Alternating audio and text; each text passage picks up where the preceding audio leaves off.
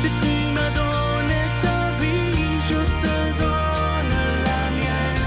Dans le froid de la nuit, mon cœur t'appartient.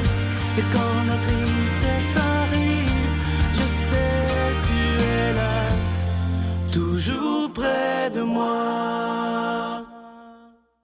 Bon vendredi, bienvenue à votre émission de la Victoire de l'amour. J'espère que vous allez bien aujourd'hui. Comme on le fait toutes les semaines, on rejoint notre ami Pierre-Luc.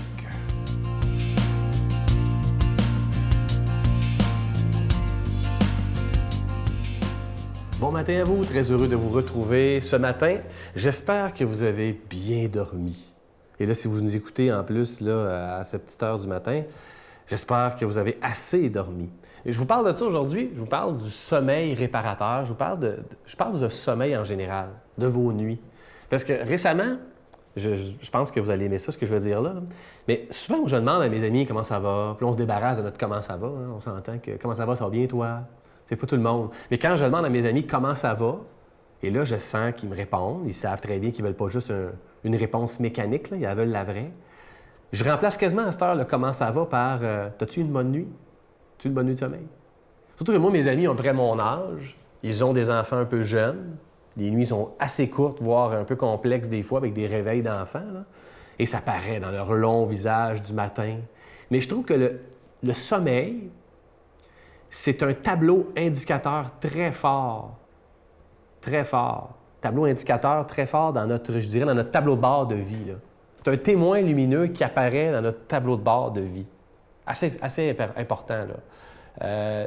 Comme quand on a le check engine qui nous allume là, dans la voiture. Ça, si ça allume, là, ça peut être difficile. Et je sais qu'il y a des gens qui dorment moins que d'autres. Je sais qu'en vieillissant, par exemple, notre corps a moins besoin de sommeil que d'autres, c'est clair. Mais on a tous besoin de notre nuit de sommeil à nous, que ce soit un 8 heures ou que ce soit un 5-6 heures, mais elle soit bien placée, tu sais. Et je trouve que c'est une question assez importante que je pose à mes amis là, que je connais. Je leur demande, je finis par leur demander, puis tu passes une bonne nuit de sommeil? Tu dors-tu bien ces temps-ci? Et souvent, là, j'ai des réponses comme c'est pas il ne me parle pas de sa nuit. Et il finit par me dire ouais, non, pas tellement. Mais il faut dire que ces temps-ci, le travail, là, ça vient me chercher, puis ça va pas super bien avec ma blonde. Oups, là, il sort d'autres affaires. J'en parle parce que je trouve que le sommeil, en plus, là, je ne sais pas si vous allez être d'accord avec moi, je trouve que c'est presque l'exercice le plus concret de la foi. Je m'explique. La foi, pour moi en tout cas, c'est cet acte d'abandon à quelque chose qui prend soin de nous. Je ne sais pas pour vous, là, mais il faut que notre esprit soit prêt à l'abandon pour que notre corps sombre dans le sommeil. Je sais pas, il me semble que c'est un facteur, en tout cas, c'est comme la représentation de notre foi, le sommeil. Tu te déposes sur l'oreiller, fermes les yeux, tu fais confiance, voilà, tu t'abandonnes. Puis il y a bien du monde qu'à ce moment-là, dont moi d'ailleurs, je suis le premier, là, des fois, là, oh boy, je m'abandonne pas pantoute, là. Je suis pas capable. Mon esprit n'est pas abandonné. Mon esprit n'est pas libre. Je suis bombardé par ces pensées qui ne me lâchent pas. Et je suis sûr qu'il y a plusieurs qui m'écoutent qui se reconnaissent. Il faut apprendre à déceler c'est quoi ces pensées-là. Est-ce que vous les laissez passer? Est-ce que vous essayez de les comprendre? Est-ce que vous essayez de les noter? Est-ce qu'on essaie de... Quand le check engine, comme je disais, le voyant lumineux apparaît là, sur notre tableau de bord, bien, on s'en va tout de suite consulter, on fait quelque chose, il faut agir. J'invite souvent mes amis, dont moi en fait, à le faire. Alors que nos sommeils soient réparateurs, qu'ils nous donnent du sens, pour qu'on puisse enfin dire « Oui, j'ai eu une bonne nuit ». Notre Père qui es aux cieux, que ton nom soit sanctifié, que ton règne vienne, que ta volonté soit faite sur la terre comme au ciel. Donne-nous aujourd'hui notre pain de ce jour. Pardonne-nous nos offenses comme nous pardonnons à ceux qui nous ont offensés. Ne nous laisse pas entrer en tentation, mais délivre-nous du mal, car c'est à toi qu'appartient le règne, la puissance et la gloire pour les siècles des siècles. Amen. Je continuerai à croire, même si tout le monde perd espoir. Je continuerai à aimer, même si les autres parlent de haine. Je continuerai à construire, même si les autres détruisent. Je continuerai à parler de paix, même au milieu d'une guerre. Je dessinerai des sourires sur des visages en larmes et je tendrai les bras à ceux qui se sentent épuisés. Oui, je continuerai à croire. La caravane de la victoire de l'amour vous invite au sanctuaire Notre-Dame-du-Cap le samedi 17 août en compagnie du Père Michel-Marie de Paris, Monseigneur Pierre-Olivier Tremblay, Brigitte Bédard et Sylvain Charon, sous le thème « Venez à moi, vous tous qui peinez, et je vous donnerai le repos ». Conférence du Père Michel-Marie, célébration eucharistique, spectacle du Père Michel-Marie tout en chansons, dîner et souper inclus, transport en autocar de luxe au départ de plusieurs villes du Québec, à partir de seulement 149 $. Réservé au 1-877-277-4412.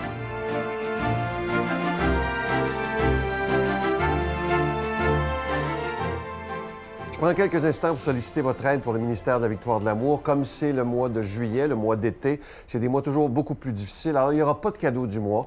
Ce qu'on va vous demander, si c'est possible pour vous, de faire un don, mais sans rien attendre en retour, simplement afin que la parole de Dieu soit annoncée à travers la télévision, mais aussi à travers Internet. Et je vous rappelle, pour ceux qui peut-être écoutent pour la première fois, vous savez qu'on doit payer pour être à la télévision, que ce soit pour la production et la diffusion. Et imaginez, ça fait déjà plus de 24 ans que cette émission est diffusée. Alors, je vous donne tout de suite l'adresse en vous disant merci de tout cœur de votre grande générosité en cette période d'été. Comme je vous le disais tantôt, c'est vraiment des mois plus difficiles et quand on ne donne pas de cadeaux, c'est toujours un risque. Mais moi, je vous fais totalement confiance. Je vous donne l'adresse. La Victoire de l'Amour, case postale 120, succursale Boucherville à Boucherville, le J4B 5E6, je vous la redonne. La Victoire de l'Amour, case postale 120, succursale Boucherville à Boucherville, le J4B 5E6. Vous pouvez également faire votre don par carte de crédit, par téléphone, du lundi au jeudi de 8h à 17h dans le 514-523-4433,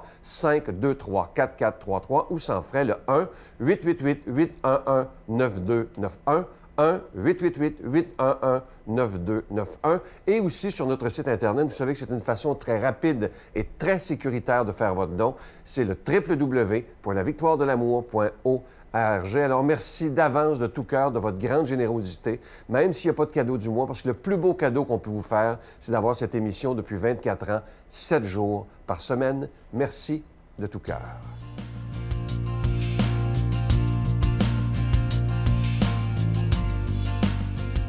Mon Dieu, donnez-moi la sérénité d'accepter les choses que je ne peux changer, le courage de changer les choses que je peux et la sagesse d'en connaître la différence. Amen. Aujourd'hui, la parole de Dieu est proclamée par quelqu'un qu'on apprécie beaucoup, l'abbé Éloi Giard.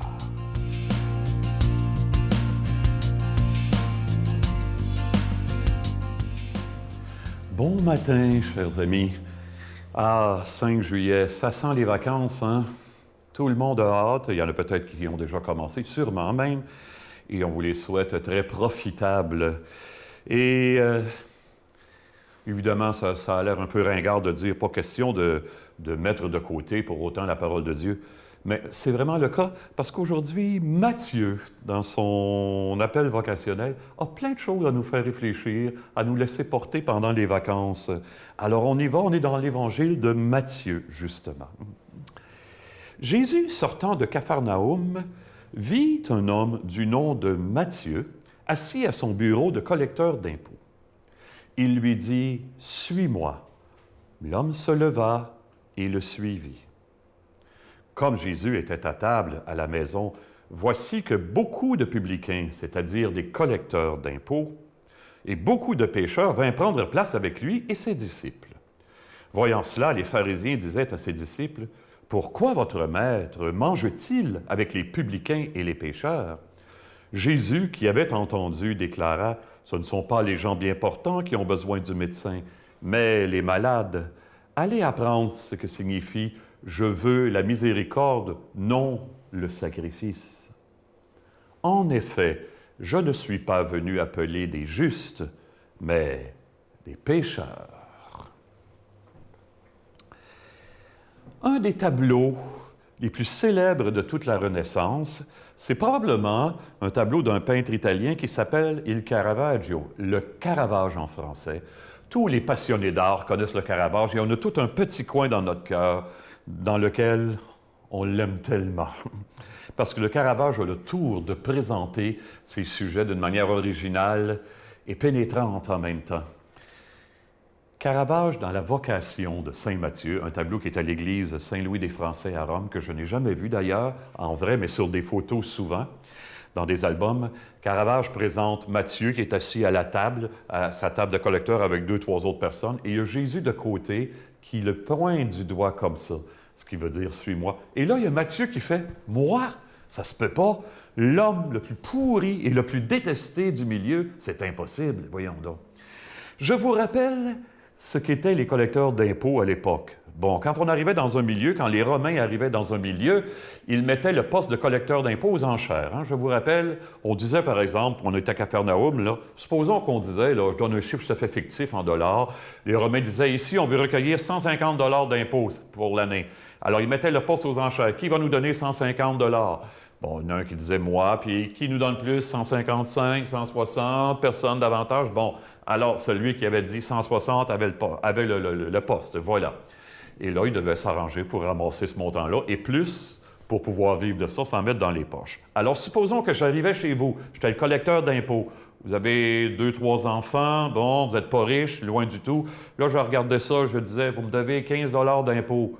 Là, vous me répondiez, monsieur, on n'a même pas 2 $ pour les prochains jours pour manger. On va vous le donner, on va être 2-3 jours sans manger. Là, je disais, débrouillez-vous, c'est pas mon problème, c'est à vous à le trouver.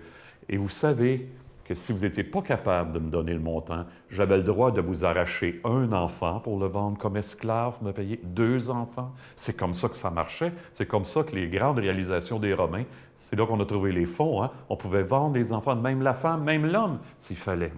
Alors, vous vous imaginez que ces gens-là étaient particulièrement détestés, à ce point que quand ils marchaient quelque part, les collecteurs d'impôts, les gens crachaient, se précipitaient pour cracher derrière eux. Bon, pas très valorisant, hein? Jésus vit un homme du nom de Matthieu. Il en a vu plein d'autres.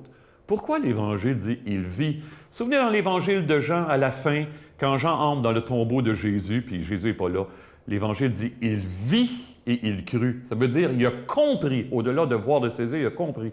Et bien sûr, l'Évangile nous dit ailleurs que Jésus savait ce qu'il y a dans le cœur de l'homme. Alors, en regardant Matthieu, là, Jésus, là, il a bien fait sentir à Matthieu: tu exerces ce métier-là, c'est probablement parce que tu n'es pas capable de répondre à l'appel qu'il y a au fond de toi. Ça te fait trop peur. Il n'y a rien que tu désires autant que l'amour, puis il n'y a rien qui te fait aussi peur. Viens avec moi, on va libérer le meilleur de toi. Matthieu, il est tellement surpris, c'est la première fois qu'il est regardé comme ça, jusqu'à dans ses profondeurs, puis il dit « c'est correct, je vais te suivre ». Hey, aimer quelqu'un, là, ça veut dire espérer pour lui. Hein? Ça veut dire croire qu'il peut changer ses blessures dans sa mémoire, dans sa tête, dans son cœur, dans son corps, qu'il peut changer ses blessures en source de vie. C'est ça que Matthieu a sans doute senti dans l'appel de Jésus. Et c'est ça qu'on est invité à sentir, nous aussi, aujourd'hui. Jésus a voulu lui donner le virus de l'espérance, qu'il fasse la même chose avec nous, avec nos côtés les plus obscurs. Dans la bénédiction du Père, du Fils et du Saint-Esprit. Amen. Bonne vie. À bientôt, tout le monde. Je vous salue Marie, pleine de grâce. Le Seigneur est avec vous.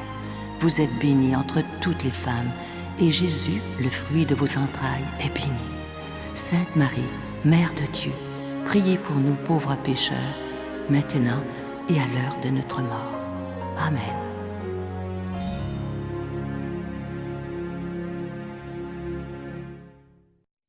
Aujourd'hui, c'est vendredi, donc comme à tous les vendredis, la famille de la Victoire de l'amour se rencontre virtuellement pour faire un beau Notre Père à 3 h cet après-midi.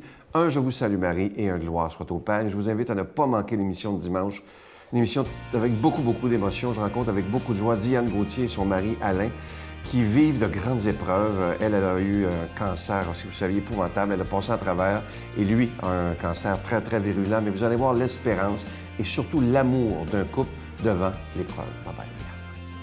Dieu a donné l'intelligence à l'être humain, aux médecins, pour nous soigner. Puis lui, il soigne notre âme. C'est ça. Okay? Puis la médecine, elle ne peut pas aller ce que le bon Dieu va. Parce que c'est notre créateur, hein?